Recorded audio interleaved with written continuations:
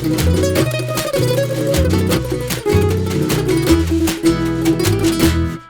Pak, Cuaca lagi dingin, saya pengen minum yang anget-anget. anget-anget. Apa itu? STMJ, STMJ? Susu telur? madu janda.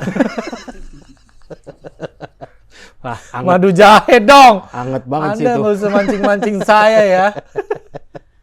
Mau STMJ berarti? Ya, STM tolong. STMJ, STMJ apa? STMJ? STMJ.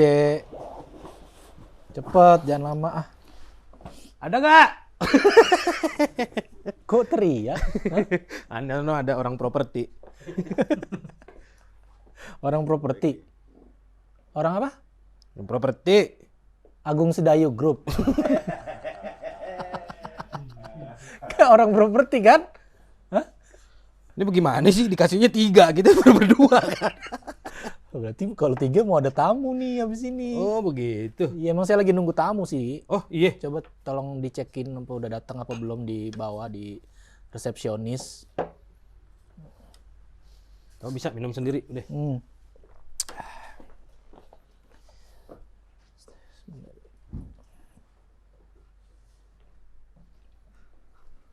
Jangan lama-lama, saya nggak ada bahan nih. Ini bukan Pak. Assalamualaikum. Ini Pak bener. David. Iya bener nih tamu saya nih. Oh. Mau 2024 nih ya. Iya. Salah nyiapin ya. Gua kira bakalan ayah ikhlas. Gua udah nyiapin. Kalau punya anak namanya siapa? Gua udah nyari yang lucu-lucu loh. Tiba-tiba 2024 siapa caleg yang lucu ya? Namanya gue nyari. Lo banyak caleg yang lucu kan? Iya, yang lucu kelakuan ya kan. Enggak, pelawak-pelawak kan banyak yang nyalek juga. Lucu dong mereka. Iya, lucu. Berarti kan kalau ke sana kan berarti sudah Denny Cagur lucu dong. lucu, Wes. lucu. Tapi kan kalau jadi anggota DPR mungkin Narji lucu dong. lucu. Opi Kumis Lucu semua, lucu semua. Makin lucu dah di sana. Ini sih yang tamu saya. Oh iya. Salah. Halo Pak. Saya Ajudan Pak Dewan. Mantap. Jadi ini anak STM. Wah. Makanya tadi saya bilang saya pengen STMJ kan. Nggak apa-apa Pak. Emang buat Bapak. Udah. Nggak apa-apa diminum aja. Kenapa jadi Sekolah Teknik Menengah Jakarta STMJ-nya? Ini buat saya. Iya. Minum. Nah, Tenang. nggak diracun kan? Enggak, saya Kalau saya emang lagi nggak ngebuka kasus HAM juga, jadi nggak bakalan diracun. Ya kalau saya racun juga kan nggak bakal saya kasih tahu. Oh iya. Jadi begini Rahmat. Ya gimana tuh Pak? Kan saya mau 2024 nih.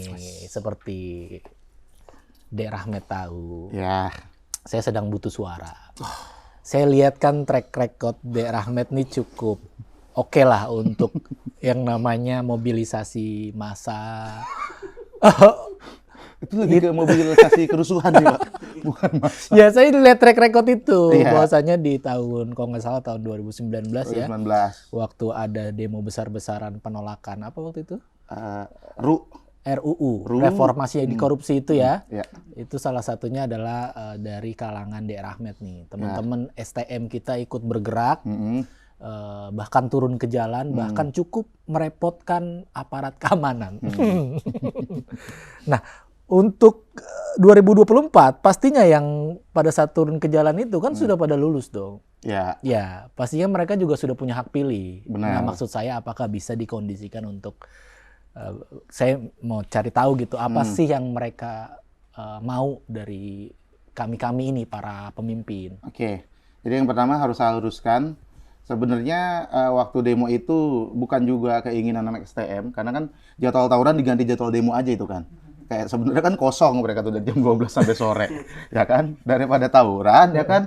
Mendingan mengaspirasikan suara gitu. Cuman kok jadi tawurannya sama Water Cannon. kok jadi lebih parah gitu. Jadi upgrade level. Iya, jadi upgrade level gitu loh. Jadi kosong itu. Makanya kalau misalnya mau demo, gue selalu ngasih tahu sama anak STM untuk tahu dulu apa yang mau didemoin. Tahu isinya. Tahu isinya. Kan waktu ditanya kan, kenapa ikut-ikut demo? Lagian ayam orang kagak boleh ke tetangga. Apaan sih? Kan ada yang hoax-hoax tuh. Oh ini yang pasal-pasal mengganggu Iya. tetangga. pasal perzinahan. Ada.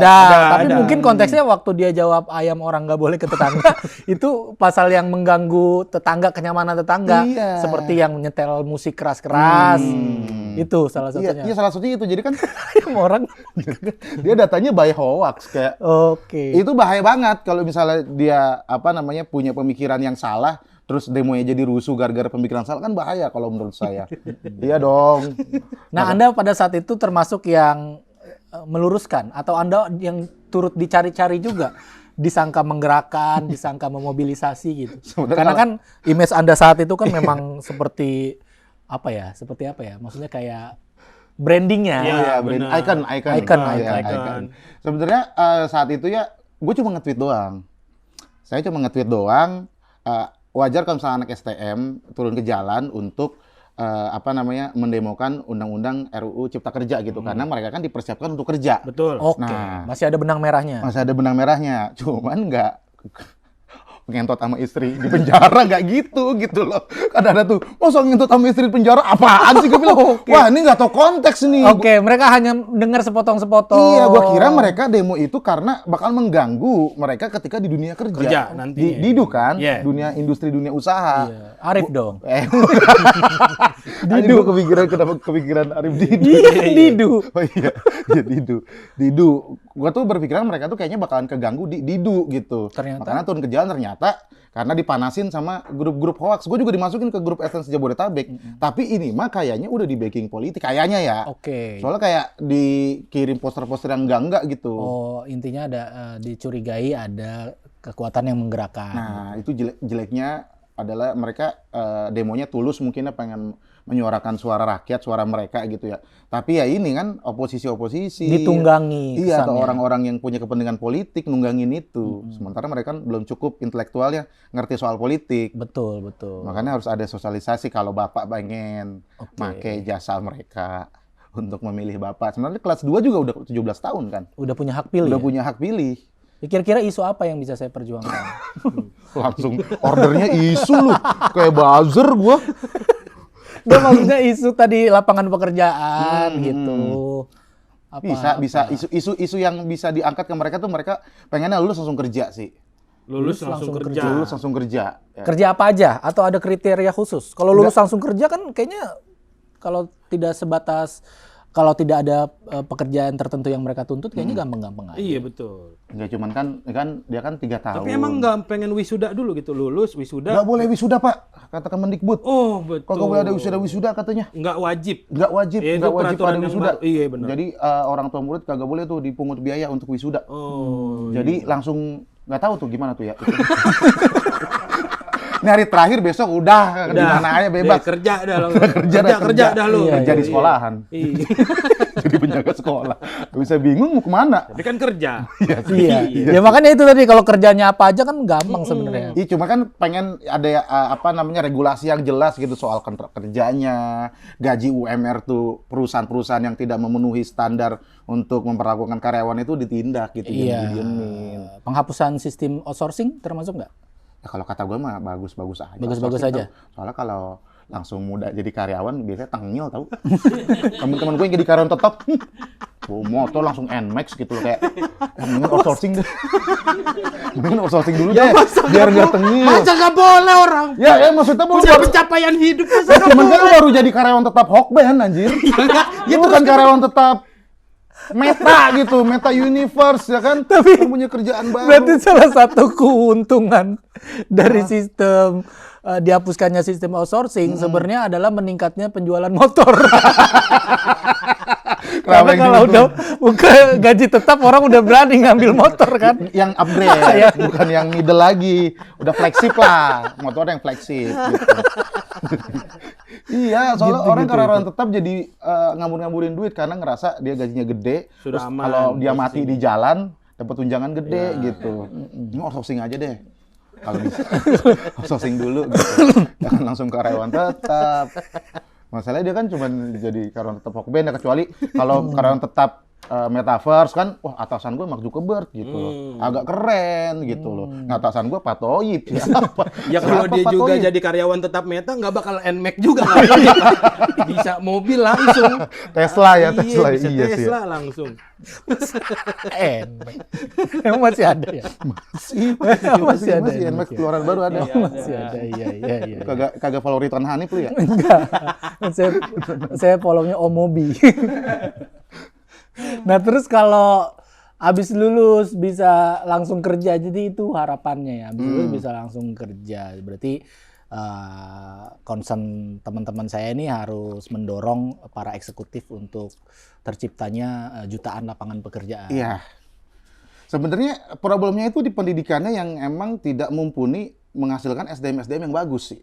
Sistem pendidikan yang Sistem pendidikannya. Jadi kayak misalnya pelajaran produktif, belajar bongkar-bongkar motor, itu harus difokusin lagi, dibenerin lagi gitu, di-upgrade. Motor sekarang tuh kayak gimana? Masalahnya teman gua kan otomotif. Ya.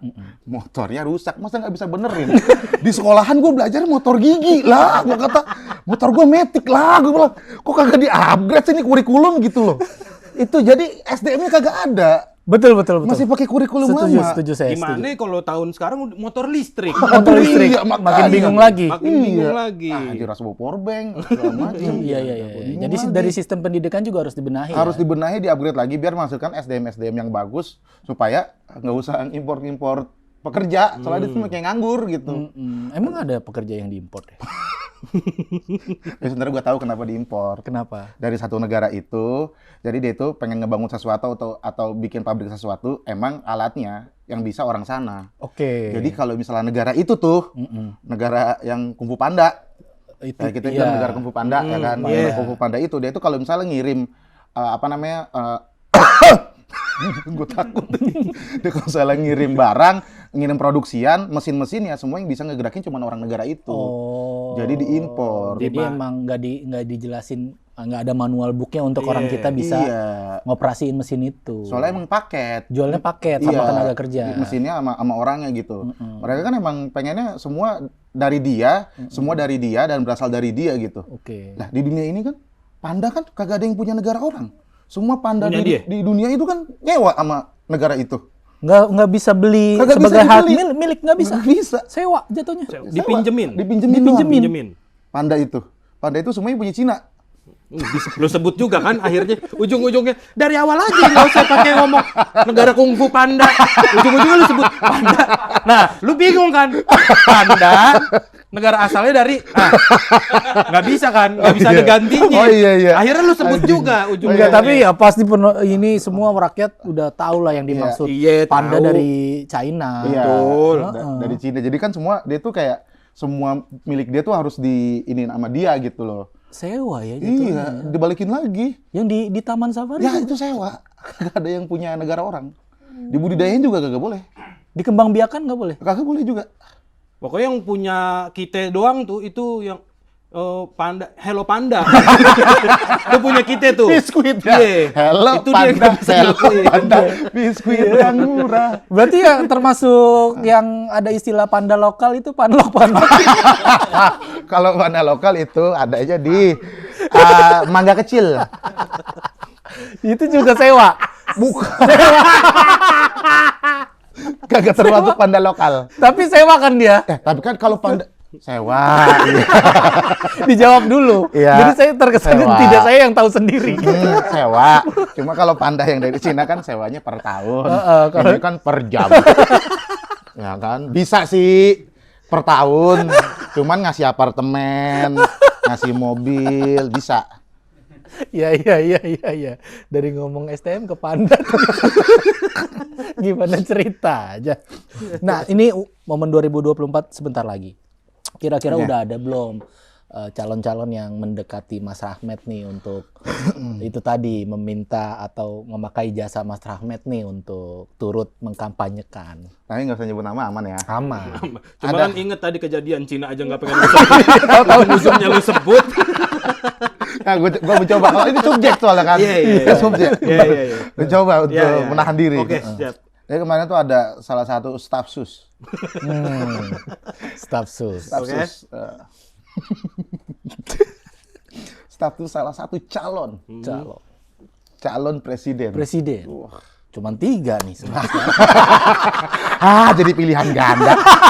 Mana cuman Ya cuma 3 kan. lagi. Ya, Iya. ya kalau nggak yang A, yang G, yang P. Iya. Gua nggak boleh nyebut. Gua nggak boleh nyebut Ya, pokoknya inisial. Itu. Tuh. Minta untuk gua jadi inilah, ngebagus-bagusin lah. Iya. Ngebagusin dia gitu. Tapi itu dasarnya memang Mas Rahmat menganggap memang itu dilihat dari track record Mas Rahmat kan pasti kan sebagai mungkin public figure. Yang pertama public figure, yang kedua adalah itu tadi 2019 jadi sosok yang viral dan diperbincangkan juga. Yang sekarang juga karena punya konten roasting orang mati. Benda mati. Benda mati, Pak. Roasting orang mati Benda Tapi mayat. orang mati kan nggak bisa somasi juga kan. Benar. Tapi kan keluarganya somasi ya. Iya. Orang- Ya roasting benda mati yang Ya. kontennya mengarah ke kritis-kritis soal politik gitu. Kayaknya gara-gara roasting benda mati sih. Roasting benda mati soalnya di teman-teman gue yang jadi caleg tuh katanya diomongin itu. Oh, di skena para Ini politisi bisa nih, diomongin. roasting partai nih kita bikin gitu. Masa gue roasting partai ya? Roasting Nggak usah partai. gue, orang-orang juga udah pada bidang megalodon, terus banteng merah, kan nggak usah gue. Itu kan netizen aja, udah. Kan? Iya. Ya maksudnya roasting benderanya, gitu. Bendanya, bendanya, iya. kantornya gitu. Oh, kalau contohnya tadi udah banteng merah, berarti udah tinggal 2 nih capres yang mungkin. Makin dikerucutin. Ada logo gara-gara ke situ, dia konspirasi sendiri. Iya kan? Karena tadi udah nyebut yang merah-merah, berarti udah nggak mungkin yang merah itu, udah tinggal 2 nih. Ya salah satu lah. Sebenarnya jangan sampai satu lagi nih kayak ini nih. Ya itu, jadi kayaknya gara-gara roasting benda mati itu dah. Iya, gitu. Keren ya roasting benda mati, rezeki lu malah hidup ya. Iya. Mantep yang begitu-gitu tuh. Iya. Tapi cukup optimis nggak menatap 2024 ini? 2024 sih kayaknya sih bakalan banyak orang yang dapat makan dari situ. Dari pergejolakan politik ini. Karena belajar dari 2019, gue ada ketemu beberapa teman-teman komik juga. Ada beberapa yang sudah ada deal-dealan untuk katanya di 2024. Kita lihat ya, maksudnya kalau misalnya ekonomi komik-komik ini kritis lagi, mungkin soalnya skena komik ini ngisi semua loh. Film, komik semua isinya, ya kan? Raim, Aci, Bang Zawin pada bikin lagu sinkronnya isinya komik semua ini. Ini kampanye juga kayaknya nanti nih yang ngibar-gibar bendera Nasdem, gua takutnya ebel tamu. Bener dah. Dia kan yang bikin yel-yel. Ya kan, coba dong bikin yel-yel pan. Udah kayak anjir seru banget nih kalau isinya. Jadi maksudnya yang Mas Rahmat gambarkan ini adalah bagaimana nanti industri hiburan khususnya itu kecipratan berkah dari adanya hajatan politik ini gitu ya. Tapi kalau dibilang berkah nggak tahu ya. Kecipratan aja ya. Soalnya kan duit partai ya. Kita kan nggak tahu dari mana-mana itu. Iya. Coba tahu lagi makan nih, kok gado-gado gue rasa hambalang. Takutnya. Ya kan gue bilang. Hambalang itu identik dengan partai itu. Partai itu mengusung capres ini. Oh, berarti yang Mas Rahmat maksud adalah yang satu itu. Aduh, kok bisa ya? Bener. Lu mah ngelurusin dia mah. Jadi biar aja rakyat-rakyat yang nonton yang punya asumsi nebak-nebak sendiri. Saya juga nggak mau membocorkan. Ini kan privasi Mas Rahmat juga. Karena kan saya tahu ikut dalam politik praktis itu resikonya juga besar juga. Karena Saya juga masih mikir-mikir untuk mau gitu. Iya. Karena kalau udah masuk politik memang ibaratnya kita sudah harus siap dilabeli. Iya, betul. Karya kita jadi bersangkutan sama pemilihan kita gitu. Betul. Dan udah siap juga untuk dibenci orang juga, ya kan? Sebenarnya nggak dibenci orang sih, dibenci pendukung lawan. Pendukung lawan, betul. Udah bikin baliho kepak sayap di mana-mana. Pasti kan di grup SMA diomongin. Wah, muka lu di mana-mana anjir. Nah, yang kepilih bukan lu, dicengin itu. Di alumni SMA sekian-sekian. Ya, ini dimasukin aja, nggak usah di-cut. Gua kagak nyebut. Oke, Mas Rahmat, kalau udah memutuskan terjun ke politik praktis, berarti udah siap resikonya. Saya belum memutuskan. Saya masih mikir-mikir sampai sekarang. Kalau nanti 2024, saya ada keperluan keuangan yang harus ditutup, ya kan. Saya tidak tahu apa yang terjadi. Sejauh ini sih masih aman saya ekonomi ya. Saya nggak tahu tahun 2024, kita kan juga nggak bisa bilang, gua enggak, tau-taunya besok iya. Gua iya, tau-taunya besok enggak. Gua aja nyesel ini ngapus Twitter. Emang udah dihapus Udah, Twitter? gua hapus Twitter, gua update ke IG story, gua ngapus Twitter nih, ada tweet. Ternyata tidak seseru Twitter ya. Bahkan itu gue kayak, anjir gue harusnya gak usah gue ngumumin gue ngapus Twitter gitu. Iya sayang lah, itu kan aset juga. Iya kayaknya, nah makanya dari situ juga, gue belajar dari situ juga kayaknya gue kagak boleh langsung menyimpulkan gue mau apa enggak gitu. Kayak gue harus mikir-mikir dulu ya, tahunnya juga belum datang kan. Iya, tapi pandangan Mas Rahmat sendiri sebagai influencer dan public figure, sah-sah aja nggak seorang public figure mengendorse capres atau caleg? Kalau itu pilihannya dia, sah-sah aja sih. Kecuali dia tadinya A, terus ada B mau bayar, terus pindah ke B. Ya itu tuh yang gue gak suka. Oke, berarti itu kan murni memang motif ekonomi ya? Ya motif ekonomi. Bukan karena memang dia secara personal juga suka terhadap capres itu? Iya, karena kan semua orang kan semua orang butuh uang, suka uang. Tapi kan masa semua orang bisa dibayar gitu? Betul. Dan saya sepakat ini. Berarti mungkin ada beberapa public figure yang memang terlihat mengendorse capres hanya karena memang ya dia suka dengan sosoknya, bukan karena dia dibayar gitu kan maksudnya. Iya. Itu sah-sah aja. Sah-sah aja kalau misalnya emang dia punya pemikiran yang sama, punya dogma yang sama masalah satu calon gitu ya, terus dia milih terus dibayar gitu. Menurut gua sah-sah aja sih. Soalnya kalau misalnya nanti dia nggak dibayar sama yang bukan pilihan dia, nanti risetnya ngawur. Kayak cuman ngebagus-bagusin doang. Iya, ngasal. Padahal banyak nih ininya nih kekurangannya nih.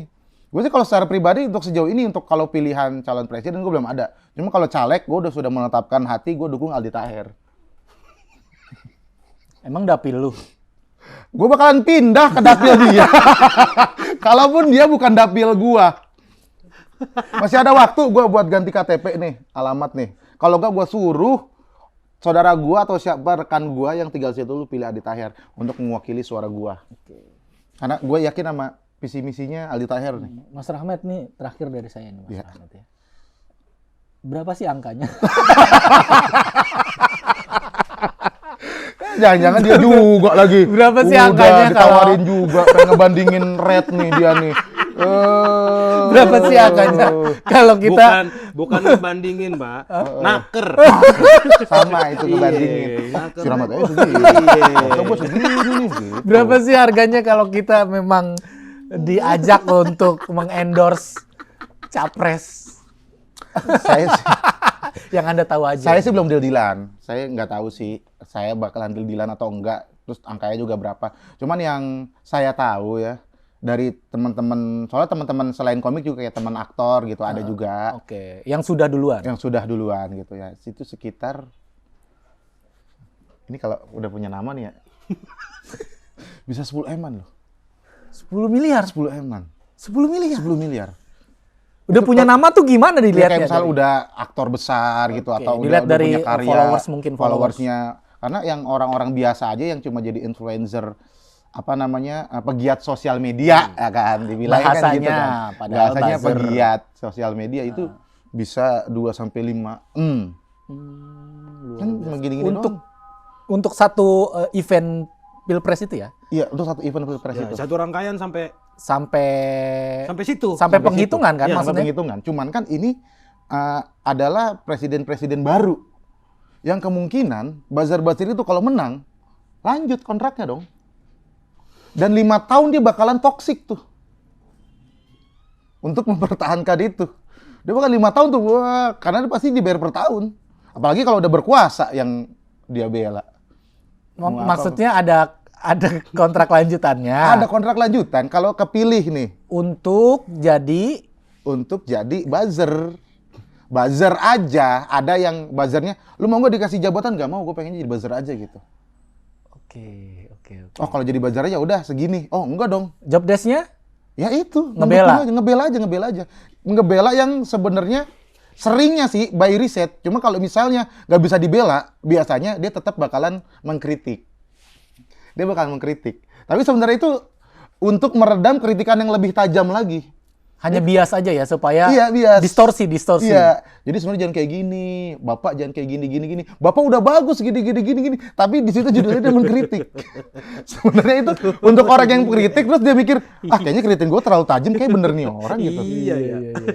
Karena kalau dia jadi buzzer itu, dia selain dapat dari yang nge-hire dia dapat dari AdSense, dia kagak ditutup rezekinya untuk ngendorse. Karena kan semua pendukung calon itu nge-follow dia. Dia jadi selebgram. Jadi seleb tweet. Duit di luar dapat, dia punya nama. Jadi Dia makin kalau besar. misalnya jadi caleg juga selanjutnya. Saya jadi tahu kenapa Mas Rahmat emang salah satu yang dipertimbangkan untuk masuk ke situ karena paham sekali dunia perbuzzeran ini ya Mas Rahmat ya udah. Iya. Makanya ini saya habis ini meeting mau ketemu sebuah perusahaan yang bergerak di bidang politik. Saya kan jadi karyawan di sana. Udah. Jadi nggak usah terlalu panjang ini ya. Nanti juga masyarakat juga jadi Terbuka kata ya. jadi terlalu terbuka juga ya. Padahal Jadi- sebenarnya tapi nggak apa-apa, terima kasih ya informasinya Mas Rahmat ya. Terima kasih ya Pak David terima sama kasih. Pak Ajudan David. Terima kasih, Pak. Ya, Rahmat. pokoknya mudah-mudahan 2024 semuanya berjalan lancar lah. Iya. Intinya damai lah. Selain lancar 2024, mudah-mudahan juga lancar tur saya nih. Iya. Saya ada tur stand up komedi namanya Amania. Aman ya? Aman ya. Oke ya. Jadi itu adalah tur stand up komedi di mana full ngebahas tentang politik. Ih keren. Sama bareng sama saya juga. Enggak, tapi saya tahun ini. Ya sama saya juga tahun ini. Tapi saya September udahan. Oh, saya Oktober baru mulai jalan. Iya. Saya September udahan saya. Udah. Iya. Jadi nanti saya minta tolong ya untuk di keistanaan. Apa sih? Untuk Bapak Pak Ajudan kan Iya. nanti saya kirim profil promonya Oh, boleh. untuk Boleh. di platform Boleh. Bapak David. Iya, silakan. Kan pendukung Bapak David juga harus nonton juga kan. Iya. Iya, Siap. iya. Nanti Tapi ini pasti jadi kan? Iya. Iya, kalau kemarin kan Iya udah pasti jadi yang ini pasti jadi. sponsornya ada 5. Enggak, yang sponsor ada iya. 5. Oke. Kemarin tuh cuma 1 terus Iya. anjing itu. Iya udah Udah, nggak usah sama-sama. sebut sponsor yang sekarang kan pakai dana capres. Anjir. Kenapa kita udah capek? Kita ketemu di 2024 dekat dengan rakyat. Terima kasih.